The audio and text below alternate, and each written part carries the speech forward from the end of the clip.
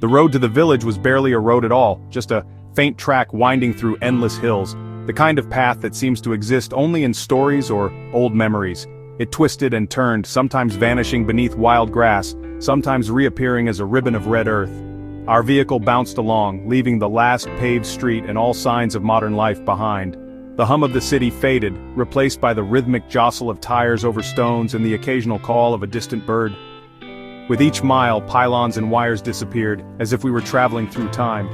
The landscape grew wilder, untouched, and the silence deepened, broken only by the crunch of gravel beneath our wheels. I peered out, heart pounding with excitement and a hint of apprehension. Every bend in the road promised something unknown, and the anticipation was electric. What would we find at the end of this forgotten path? Would it be a place lost to time, or a community quietly thriving beyond the reach of the modern world? Cresting a hill, the village appeared, a cluster of simple homes nestled in a quiet valley. The roofs glinted in the sunlight, and the whole scene felt like a painting come to life. No satellite dishes, no power lines, just smoke curling from chimneys and the hush of nature. The only signals here were the rising smoke and the gentle breeze that carried it. Awe struck me first, then a pang of digital withdrawal, my phone now useless in my pocket. The familiar urge to check messages faded, replaced by a sense of freedom and vulnerability. Stepping out, the air was crisp, scented with earth and wood smoke. Each breath felt new, as if I were inhaling a different era, one untouched by exhaust or neon lights. The silence was alive with the rustle of leaves, distant birds, and the soft bleating of a goat. Even the smallest sounds seemed magnified, woven into the fabric of this peaceful place. Curious faces appeared in doorways, children paused their games to stare. Their eyes were wide with wonder and perhaps a little suspicion, as if weighing the intentions of this stranger.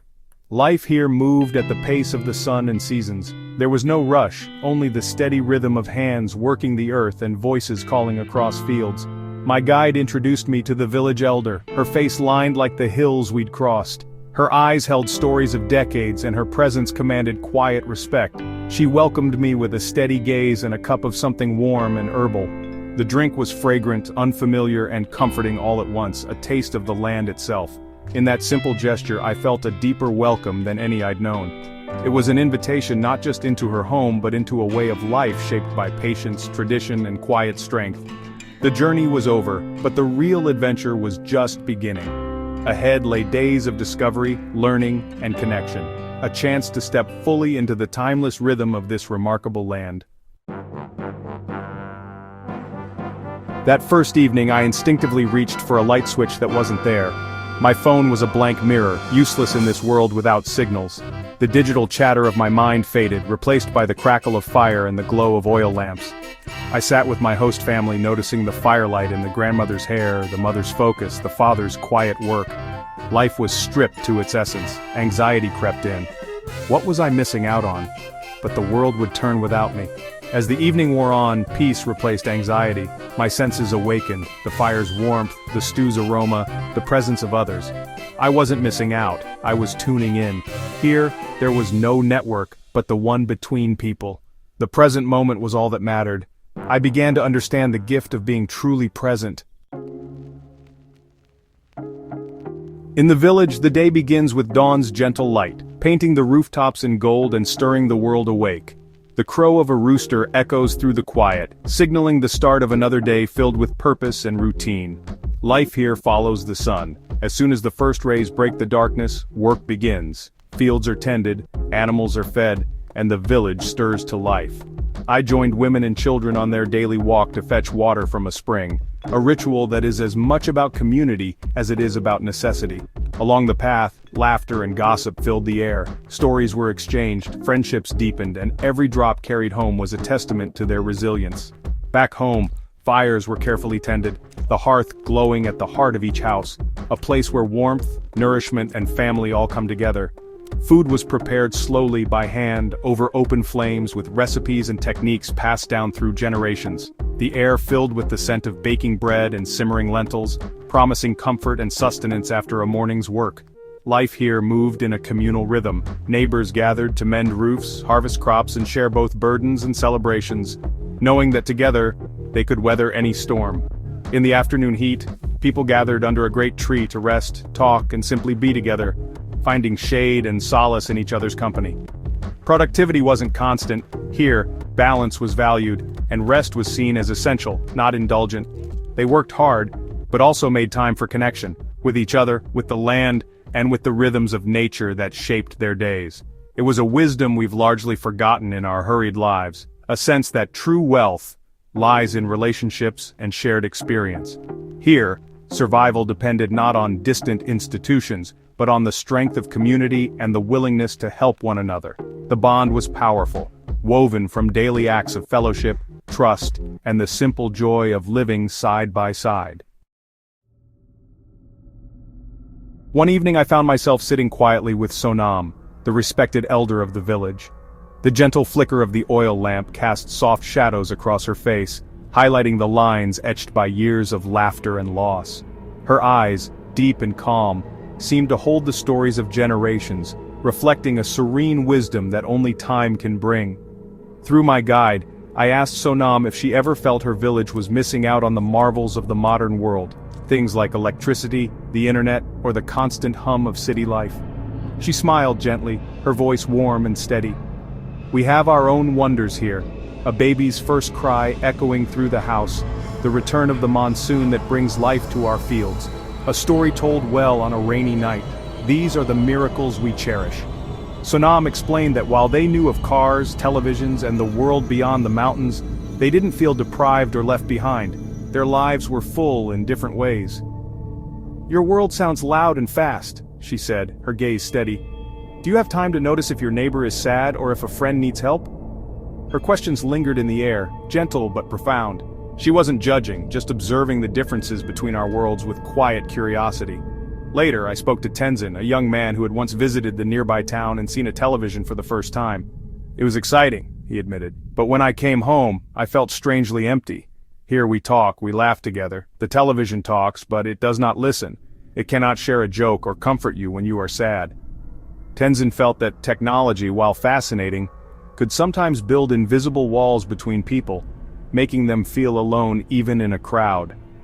A mother in the village shared her own worries. When her child was sick, she wished for the expertise of city doctors and the comfort of modern medicine.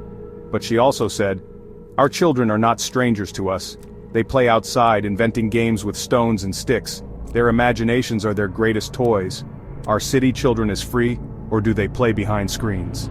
Her question lingered in the firelit room, echoing in the quiet as the flames danced and cast their glow on thoughtful faces. The villagers faced many hardships, long winters, uncertain harvests, and the challenges of isolation. Yet, their lives were rich in connection, woven together by shared stories and daily acts of kindness. They valued presence over possessions, choosing to invest in relationships rather than things. Their happiness was rooted in community, not convenience. Laughter, support, and togetherness were their true treasures. As I sat among them, I realized the trade-offs of both worlds. The village offered a slower, deeper way of living, while the city promised speed and comfort, but sometimes at the cost of connection. The quiet wisdom of the village, shared by candlelight, left a deep and lasting impression on my heart, a reminder that true richness is often found in the simplest moments and in the company of others. The village echoed with the sound of children playing from dawn to dusk. Their playground was the world itself. Fields, streams, trees. Games sprang from imagination, not apps. I watched as they turned a vine into a swing, laughter ringing through the air. There were no arguments, just cooperation and care. When one fell, others rushed to help. Their toys were simple, handmade, and treasured for the love put into them. Each object had a story and a purpose. The children were fully present, immersed in play, attentive to stories. No digital distractions pulled them away. They learned to focus, empathize, and solve problems together. These skills are rare in our screen-filled world. Watching them, I felt nostalgia for a simpler childhood. In a world without books or screens, history is spoken, not written. The elders are living libraries, sharing stories each night by the fire. Children gather close, faces glowing with anticipation. Tales of spirits, ancestors, and clever animals teach lessons in courage, kindness, and respect. These stories connect generations, reinforcing identity and belonging. Storytelling is a sacred trust requiring deep listening. Here, knowledge is absorbed slowly, in the warmth of family. I wondered how much of our own family history we truly know. In this village, history is alive, woven into each night's storytelling. It's a living tapestry, growing with every tale. Night in the village is absolute. No electric lights, just darkness and stars. The sky blazes with constellations, the Milky Way a shimmering river overhead. The silence is filled with the music of crickets, owls, and the wind in the trees. Lying in bed, I felt a peace I'd never known, my body attuned to the planet's rhythm. Darkness meant sleep. The night was a gentle blanket, not something to fight with artificial light. We've lost this connection, filling our nights with noise and activity. In the perfect darkness, I felt small but deeply connected to the earth. It was a humbling, moving experience.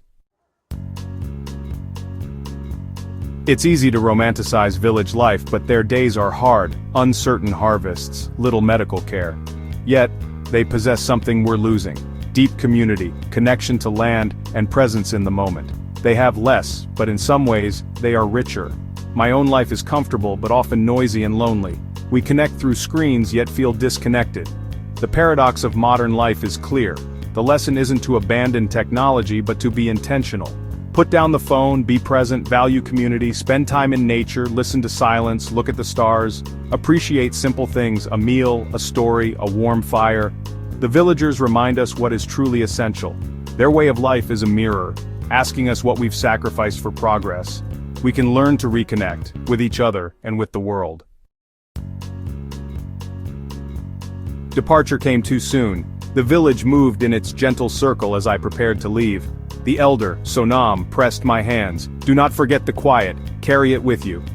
As our vehicle rumbled away, I felt sadness, but also gratitude. The journey back was different. Telephone poles looked alien, my phone's buzz jarring. My perspective had shifted. I'd glimpsed a slower, more human way of being. The village's story is a vital message for our times. It asks us to question what progress means and what we've lost. Happiness is found in human bonds, not possessions or constant connectivity. I will carry their story and Sonam's advice always. In our loud world, I'll try to remember the quiet and the strongest connections of all, needing no wires or screens.